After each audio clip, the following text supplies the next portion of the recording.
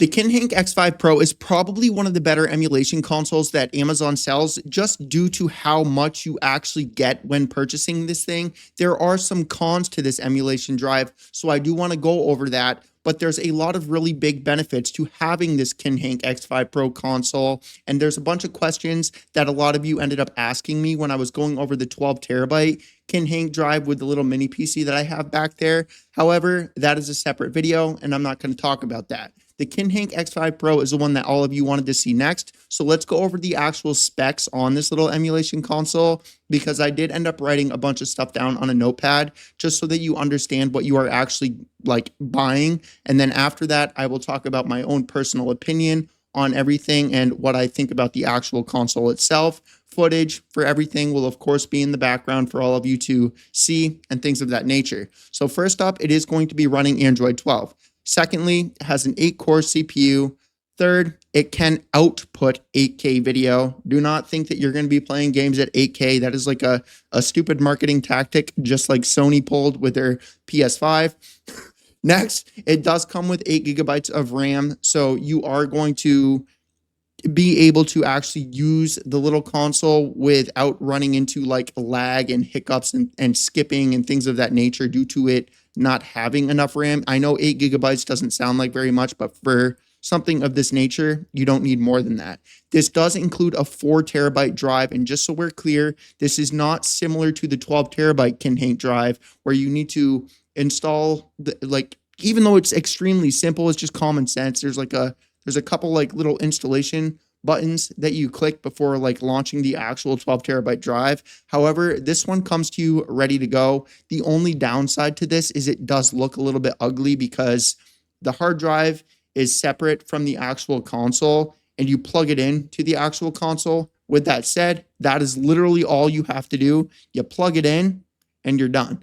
If you have a little bit of know-how, you can get some like tape, electrical tape or something, and just tape it around it, or you can get like a little black box and stick the hard drive in that and then kind of route the wire out of it just to make it look a little bit cleaner, because it does look a little bit awkward with a drive sitting outside of the console. But I mean, it's not that big of a deal if you ask me, at least. So just keep that in mind. So for the emulation quality, things like the Super Nintendo, things like the Sega Genesis, PSP, Dreamcast, PS2, everything that most people are going to want to play and is like literally on this thing, all of it is going to run. Yes, you can look at the top of the Kinhank X5, the top right of the screen. You can see all the consoles. I have footage in the background. You can see what consoles are on this. The only problems that I ran into is with the GameCube and the Wii emulators, because it's using the exact same one, Dolphin. For those of you that are unaware, it's using the Dolphin emulator, and I had to update that emulator because the games, they were not working properly. And this is from all the games that I've played already, at least that are included with the Nintendo Switch. I didn't have to update the emulator as far as that one goes. However, I don't know if they did the same thing like with the 12 terabyte Kinhank hard drive, where they're like, Kinhank actually, like, they don't just have a bunch of stuff and that's like what you get for the rest of eternity of it being on the market. Like, Kinhank actually updates these drives. So it's hard for me to like confirm or guarantee whether or not you are going to get an emulator that has something that needs to be up to date. However, I'm just saying, if you plan on playing GameCube and Wii, and that is the main reason you are getting this thing, just make a note that you might need to update the emulator on this thing. And because it's not using a dedicated computer, if you have like a PC or something, you don't need to worry about malware or viruses or anything like that, because you don't have a bunch of your information stored on this. And just so we're clear, if you want to go and look at the 12 terabyte Kinhank like setup and stuff, I did scan that hard drive with Avast, Malwarebytes, and Windows Defender literally live with you. It is a bit of a longer video going over everything and how to actually set that thing up, scanning it with the malware stuff. However, I did do that with you and nothing ended up coming out. With that said, the 12 terabyte hard drive does have Play Night on it, and those are PC games, and all of those PC games required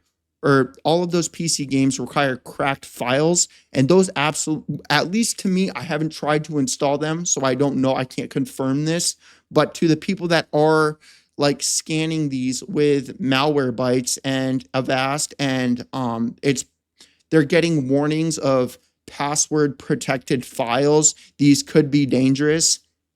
That doesn't mean it has like guaranteed malware on it. It just means that the malware bytes and Avast, like they literally cannot go into a password protected file to see what is in that file. And the reason they're zipped password protected files is because they're cracked PC games. So I don't install any of that, and I delete that from the 12 terabyte hard drive just because it saves me space, and all that extra storage I get, that means the drive is going to load faster. It means it's going to run better. It means I can play the hard drive for eternity with a million save files and not run out of space. But that was sarcasm right there for people that don't know what the word joking means. So you get my point. I deleted all the PC games, then I scanned it because I knew that that would end up freaking people out. But listen, man, if you're going to be, we're talking about the X5 Pro. I'm just saying 12 terabyte drive. You don't need to worry about that if you're not going to be, I'm just going to put it out there. You're stealing PC games. So, like, PC games are being sold right now. Like, oh, well, it has 100,000 games. What do you mean? You're stealing them already? Look, Super Nintendo, games aren't for sale anymore. Sega Genesis, games aren't for sale anymore. Wii, not for sale anymore. GameCube, not for sale anymore. Like, none of these like games are for, even PS3, not for sale anymore, dude. So even like a more modern console like a PS3, the games are not for sale. Wii U, not for sale. None of it. So like, what are we supposed to do? Go to eBay and pay 4 times the amount of what it was initially? I'm going to pass on that one, bro.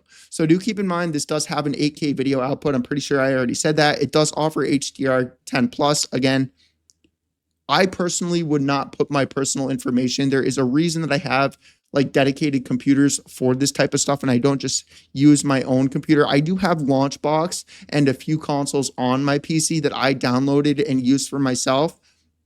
And to all the people that are always saying, well, you could just set this up and do it yourself. 100%, man, you absolutely could.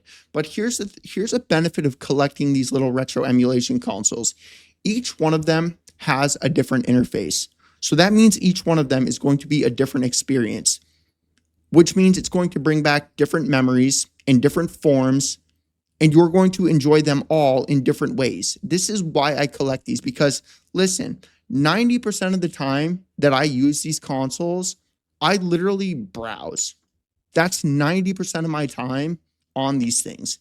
And the reason I like the more higher end ones is because when I'm browsing these, I like to be able to see the video, like the video of the gameplay. I like to be able to see the box art. I like to be able to see snapshots of the box art. I like to be able to see multiple things for the game as I'm scrolling through it. I don't even necessarily have to play it because I can just scroll and look. It's like that alone, man, like that alone is an experience in itself, regardless whether or not you're going to actually play these games. You would imagine, man, like you're Googling your games, you're Googling the box art, you're Googling this, you're Googling that. Then you got to go over to YouTube and watch the gameplay to see if you actually like the game.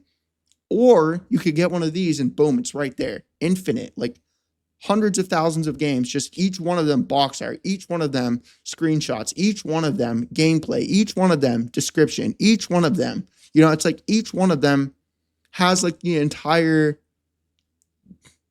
like, it has everything you need to know about that game, if that makes sense to you. So that is why I really like these things, is because each one of them is a new experience. Each one of them has a new interface. Each one of them is going to bring back different memories. You could imagine, like, rewind time.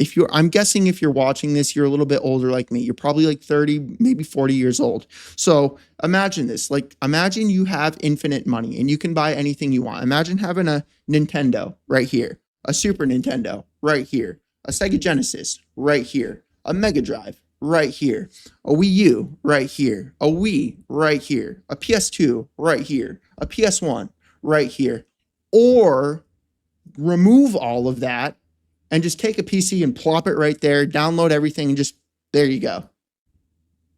Can you see the difference in the experience you're going to have just by looking at what is in front of you, not even playing the game, just like there? Or controllers. Imagine just using an Xbox controller to play Super Nintendo, to play Sega Genesis, to play Nintendo 64, to play PS1, to play Atari, to play Commodore 64, to play this, to play that, versus using a Super Nintendo controller to play your Super Nintendo games, using a Sega Genesis controller to play your Sega Genesis games, using a Nintendo 64 controller to play your Nintendo 64 games. Can you see how much of a difference that experience would be? Can you see how much of a difference in the memories that you have as you are playing these is going to be? Because that is why I like this stuff. That is why I have so many of these things. That is why I make videos on so many of these things. This is why I show you so many of them. Is because each one of them is a new experience. I'm getting way off topic. I just wanted to say that because very seldomly do I actually play the video games that are on these things. And when I do play the video games on these things, if I'm to be completely honest, they're games that I like literally owned growing up, like Super Mario World, 100% playing that. Spider-Man Maximum Carnage, 100% playing that. Yoshi's Island, 100% playing that. Battletoads, playing it. Power Rangers, playing it. Zelda, playing it. If there's anything that I mentioned that you would like me to go over a little bit more, I'm more than happy to do that. But at this point, I've just rambled my mouth far too long off topic, and I'm probably going to edit this video down a little bit at least, because I don't think anybody's going to watch an hour and a half video. So yeah, man, let me know what you think about this. Hopefully this is of value to you. If there's any other retro emulation consoles that you would be interested in me making a video on, I'm more than happy to make a video on that console, because I have tons of them. Like this, I showed you in the 12 terabyte Kinhank drive video. You can go watch that video if you want to see all the other emulation consoles I have. But I have a ton of them, and most of them are the Kinhank consoles, if I'm to be honest, because they're a company that I actually support, and I know it's not going to be an absolute turd bucket of a console and will actually be usable. You know what I mean? So I buy a lot of the Kinhank consoles because of that. And then the other brand that I buy a lot of is Inbernic. For those of you that are unaware of what Inbernic is, they're more of a handheld company. They make a Game Boy Advanced one, they make a PSP looking one, they make a PS Vita looking one, they make so they have a few different Game Boy Advance. Well, they have the flip Game Boy Advance, they have the like rectangle Game Boy Advance, or whatever the sideways one, and then they have the tall Game Boy. I don't remember what they're called, but you know what I mean. They have the taller Game Boy Advance, they got the middle Game Boy Advance, and then they got the one with the flipper. You know what I mean? So they make a bunch of like handhelds. So that's another one that I buy. And the reason I buy everything from Amazon, at least for me, dude, it's just peace of mind. Honestly, if you want to go to AliExpress or Alibaba and you want to get something a little bit cheaper, and you're willing to risk to put your info out there to those companies, then you can do that. I'm not willing to do that. So yeah, I will catch you guys in the next one. Peace. Got to do it every time.